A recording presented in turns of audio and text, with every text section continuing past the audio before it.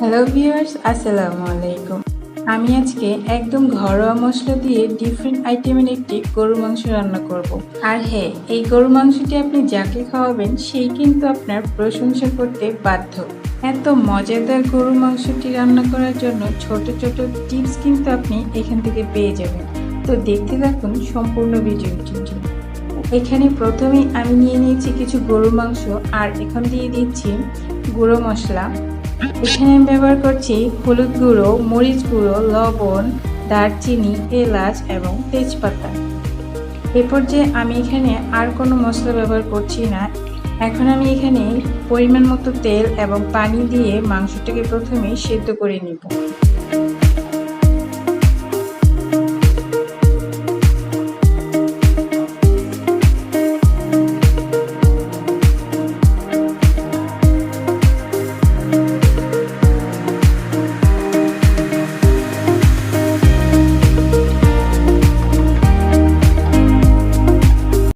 মাংসের পানিটা এখানে কমে এসেছে। এখন আমি এখানে দিয়ে দিচ্ছি সামান্য পরিমাণ গরম পানি। এখানে অবশ্যই গরম পানি ব্যবহার করবেন।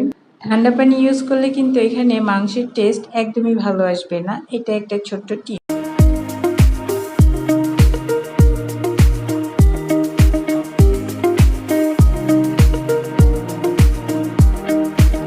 এখন আমি এটাকে আবারও ঢেকে দিয়ে সেদ্ধ করতে থাকবো।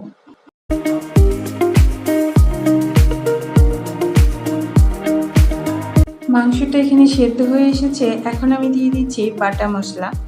বাটা মশলার মধ্যে আমি ব্যবহার করছি জিরা বাটা, আদা বাটা, রসুন বাটা। এগুলো আমি পরিমাণ মতো দিয়ে দিয়েছি। এরপর যে আমি আরেকটু তেল দিয়ে দিচ্ছি।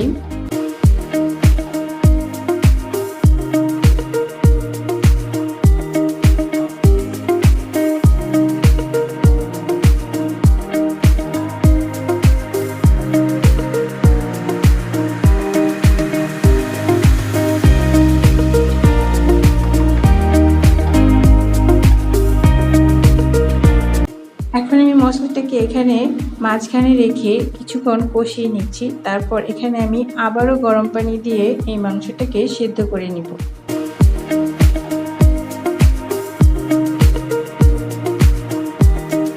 এখানে আমি আর কোনো পানি ব্যবহার করব না।